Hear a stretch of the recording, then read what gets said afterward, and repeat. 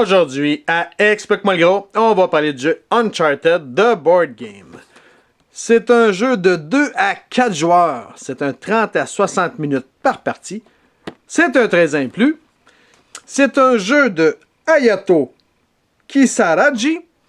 Notre édition date de 2012 et c'est un jeu de Bandai. Maintenant, quel est le thème du jeu? C'est simple. Vous êtes une espèce d'historien archéologue, si vous voulez, et vous partez à la recherche de trésors, en espérant ne pas vous faire buter en chemin. Comment gagner la partie? Ça va être le joueur avec le plus de points en fin de partie qui gagne la partie. Qu'est-ce que le jeu contient? Premièrement, on a un board.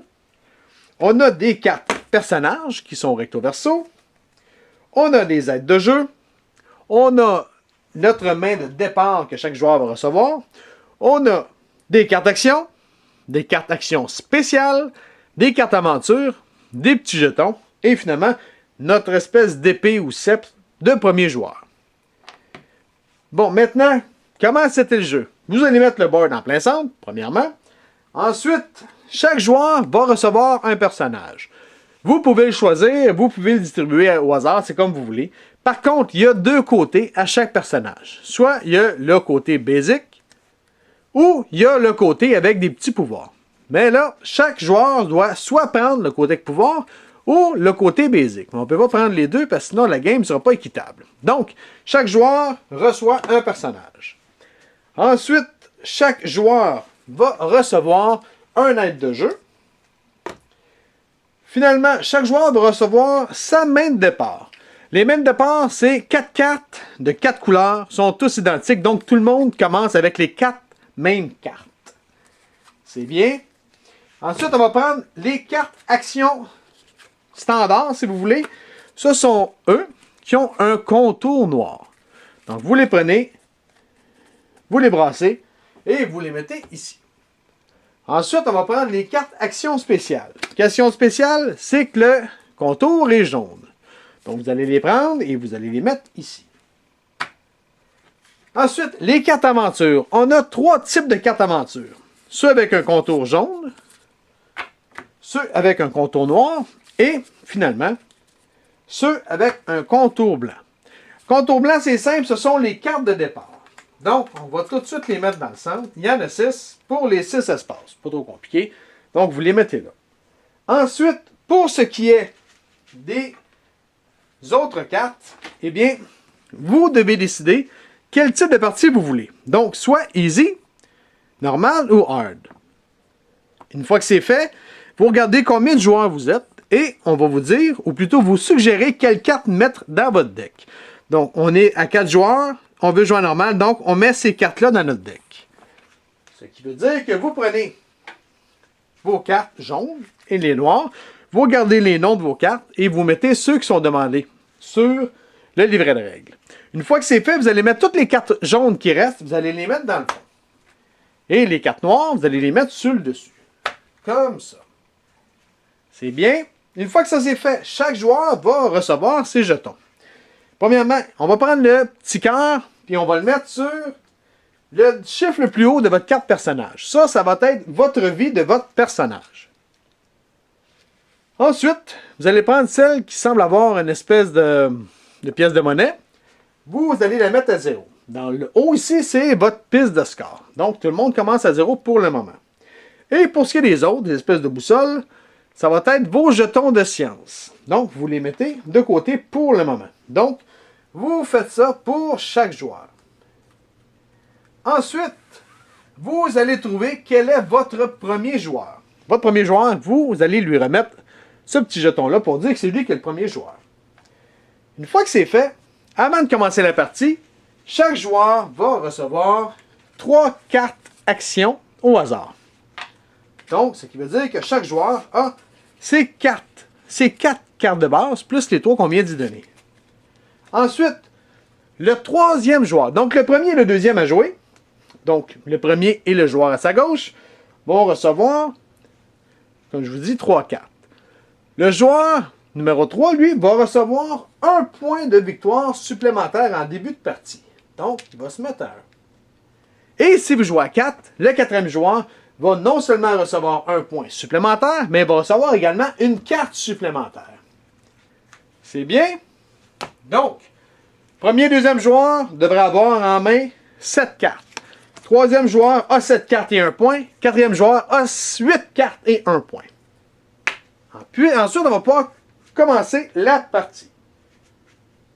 Premièrement, pendant un tour de jeu, donc on va jouer plusieurs tours, pendant un tour, il y a 3 choses qu'on va faire au total.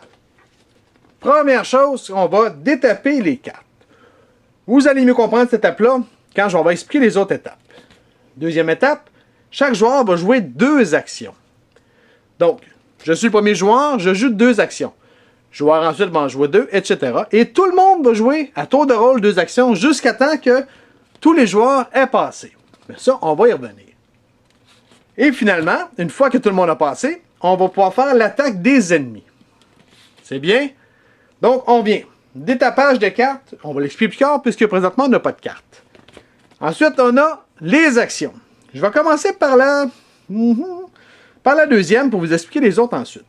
Deuxième, ici, on a mettre une carte en jeu. Qu'est-ce que ça veut dire? Vous avez tous 7 ou 8 cartes en main. Chaque carte est faite de la même façon. Donc, vous avez toujours le coup pour pouvoir le mettre en jeu qui est dans le haut. Et vous avez le bonus qu'elle va vous donner, si vous voulez, ou son action, lorsque vous allez l'activer. Donc, dans cette phase-là, dans cette action-là, je peux mettre une carte en jeu. Donc, si je veux mettre cette carte-là, elle me coûte 0. Donc, qu'est-ce que je fais? Je prends ma carte et je la mets en avant de moi. Elle ne coûte rien, c'est fait. L'action, je ne la fais pas tout de suite, puisque l'action que je viens de faire, c'est de mettre une carte en jeu et non d'activer une carte. Donc, je la mets là.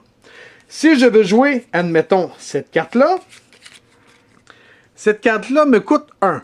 Donc, si je veux la mettre en jeu, je la mets ici et je dois prendre une autre de mes cartes que j'ai en main et la discarter pour payer son coût. Si j'aurais voulu jouer elle, par exemple, elle coûte 5. Donc, si je la mets là, ben, il faut que je prenne 5 cartes que je vais mettre dans la discarte. C'est bien? Oui? Les cartes qu'on va mettre en avant de soi restent là pour la partie. Donc, le coût qui est dans le haut, je le paie seulement une fois et c'est seulement pour la mettre en jeu. Après ça, je ne suis pas obligé de repayer puisqu'elle va rester là pour la partie. C'est bien? Une fois que c'est fait, votre action est terminée. Parce que votre action consiste à la mettre en jeu tout simplement. Ensuite, si on regarde mon beau petit panneau, on avait activation d'une carte. Qu'est-ce que ça veut dire? Ça veut dire que les cartes qui sont en jeu en avant de moi, c'est à ce moment-là que je peux les activer. Donc, je pourrais décider d'activer, admettons que je vais mettre celle-là. Je pourrais décider de l'activer. Donc, elle m'a coûté 0 tantôt. Fait que ça, on s'en fout puisque le haut, c'est déjà fait. Pour l'activer, ici, c'est de piger une carte. Donc, je la mets de côté et je pige une carte. Pourquoi je la mets de côté? C'est pour montrer à tout le monde et pour me rappeler que je l'ai déjà activé. Puisque je l'ai activé, je ne peux plus la réactiver avant la fin du tour complet. Donc, avant que tout le monde ait fait toute la liste qu'on a sur le panneau. C'est bien? Donc, mon action a été de piger une carte. Je l'ai mis de côté. Je pourrais décider de jouer cette action-là qui est de jouer un pion science. Je la mets de côté, je fais mon action et j'ai fini. C'est bien? Donc, activation de carte, c'est ce que je viens de vous montrer. Mettre une carte en jeu, c'est d'acheter une carte et la mettre sur le jeu sans faire son action, puisque je ne fais seulement que la déposer sur le jeu. Ensuite, on a joué une carte action. Qu'est-ce que ça veut dire? Premièrement, si on regarde nos cartes ici, celle-là, si je veux la mettre en jeu, elle va me coûter 5. Et ensuite, je vais pouvoir l'activer pour faire son bonus. Admettons que moi, ça ne me tente pas de coûter 5. Si je veux, je peux la prendre et la jouer directement. Pour la jouer directement, je la prends, je la mets dans la discarte et je fais seulement son action qui était de mettre 2 jetons science sur le jeu. Donc, je ne paye pas, je fais son action, mais je dois la discarter. Donc, c'est un one-shot deal. Je ne peux plus m'en servir après. C'est bien? Donc, les cartes que je mets en avant de moi, je vais pouvoir m'en servir tout au long de la partie en l'activant. Tandis que les cartes que je discarte là, oui, ils ne coûtent rien pour pouvoir les mettre là, mais c'est un one-shot deal. Je les fais, je les jette, c'est fini. C'est bien? Donc, c'était pour jouer une carte d'action. Par contre, n'oubliez pas que seulement les jaunes, les bleus et les verts peuvent être joués. Donc, les cartes rouges, quand c'est le projet, vous ne pouvez pas faire seulement l'action sans payer le reste. Ensuite, on peut attaquer un ennemi. Les ennemis, ce sont les petits bonhommes qui vont être sur les 6 cases ici, qui vont arriver durant la partie au hasard. Donc, pour les attaquer, qu'est-ce que je dois faire? C'est simple, je dois premièrement avoir des armes, qui sont habituellement des cartes rouges. Donc, si je regarde ici, j'ai 2 et 3. Donc, je peux faire 5 de dégâts. OK? Ici, c'est le nombre de dégâts que je peux faire à un ennemi. Donc, ici, j'aurai un plus 2. Et celle-ci, si je la garde, je vais avoir un plus 3, mais je dois discarter cette carte-là. Donc, présentement, je peux faire 5 de dégâts à un ennemi. Si je regarde ici, c'est un ennemi. Présentement, sur les 6 cartes, on a 5 trésors, puisqu'on voit le dessin, il y a un petit texte, il y a des montants, et on a un ennemi. Ici, le haut, c'est le nombre d'attaques qu'un ennemi peut faire lorsqu'il attaque. Présentement, dans la phase où est-ce qu'on est, il ne peut pas attaquer, mais on va y revenir tantôt.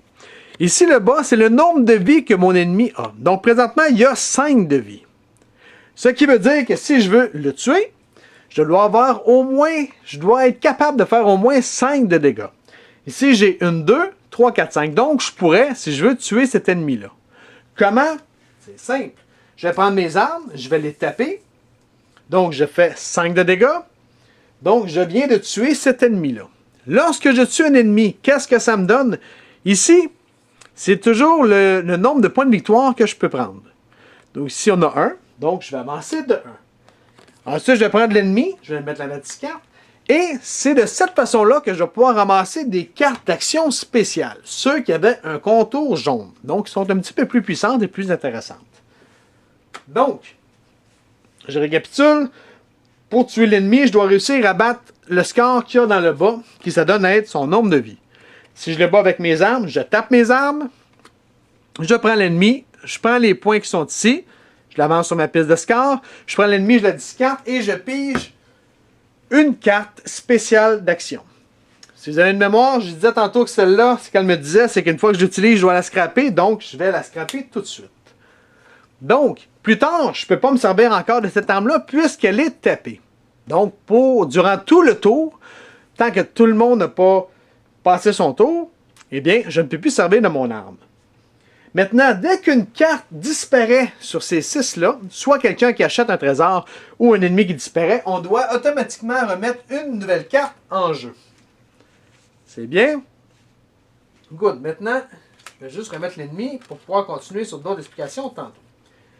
Donc, je récapitule vite fait encore. Je suis un petit peu fatiguant. À ton tour, tu as 2 actions. Tu peux activer une carte, comme je disais tantôt. Je fais ça et je pige une carte. Tu peux mettre une carte en jeu. Ça veut dire que je paie le coup qui est dans le haut et je la mets en jeu sans faire son habilité. Je peux jouer une carte jaune, bleue ou verte. Donc, je peux décider de faire l'habilité que la carte me donne sans payer le coup, mais je dois discarter la carte. C'est bien. Ensuite, on peut attaquer un ennemi, comme je viens tout juste de l'expliquer. Ou, sinon, je peux penser. Si je passe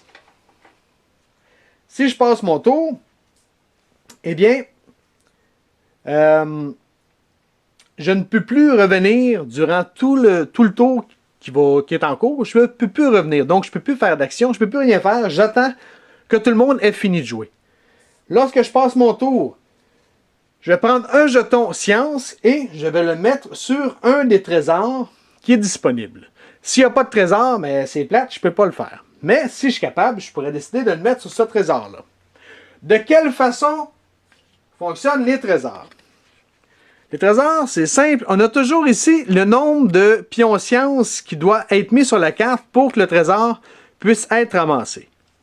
Ici, on a 3. Donc, tant qu'il n'y a pas 3 pions science, que ce soit de 2 joueurs, 3 joueurs ou seulement du même joueur, c'est pas important. Tant qu'il y en a 3, peu importe les joueurs, bien c'est là qu'on va pouvoir solutionner la carte. S'il y a plusieurs joueurs, eh bien, tous les joueurs vont pouvoir faire le petit texte qu'il y a ici. Par contre, le joueur qui a le plus de pions science, c'est le seul joueur qui va récolter les points. Donc, je suis seul, je fais son habilité et je récolte 2 points. On est deux, les deux font l'habilité, mais seulement celui qui en a le plus fait les points. En cas d'égalité, eh bien, les deux vont ramasser des points. Une fois que c'est fait, on la prend, on la met de côté et on la vire une nouvelle, comme je disais tantôt. Mettons que je vais en mettre une comme ça. Donc, je mets une nouvelle carte, tout simplement. Donc, c'est de cette façon-là qu'on va pouvoir ramasser des trésors et accumuler plus de points. Donc, si c'est moi qui passe, je vais mettre un petit jeton science sur une carte et mon tour est fini. Donc, pendant tout le restant du tour, je fais absolument rien. Je vais me chercher de l'eau, je vais aux toilettes, je fais ce que je veux, mais je ne peux plus revenir. Le dernier joueur qui va réussir à passer, eh bien, lui, il ne pourra pas mettre de science. Il va seulement ramasser le jeton du premier joueur. Donc, ce qui veut dire que au prochain tour, c'est lui qui va être le premier joueur. Petite chose que j'ai oublié de vous dire. Oui, quand je pense, je peux mettre une science, mais je peux également piger une carte si je le désire. Petit détail. Donc, je pense, je mets un jeton science en quelque part ou je pige une carte d'action. Pas une carte d'action spéciale, juste une carte d'action standard. Donc, je pense, c'est ce que je fais. Le dernier joueur qui pense, il fait rien de ça, mais il ramasse l'espèce d'épée ou le sceptre pour être le premier joueur lors du prochain tour. C'est bien. Maintenant, une fois que ça c'est fait, on va tomber sur la phase d'attaque des ennemis. Et nous autres, on a eu la chance d'attaquer, mais eux aussi peuvent nous attaquer. De quelle façon ça fonctionne? C'est simple. Une fois que tout le monde a passé, c'est eux qui attaquent. Donc, si on regarde les cartes, présentement, j'ai 2 ennemis sur les 6 cartes.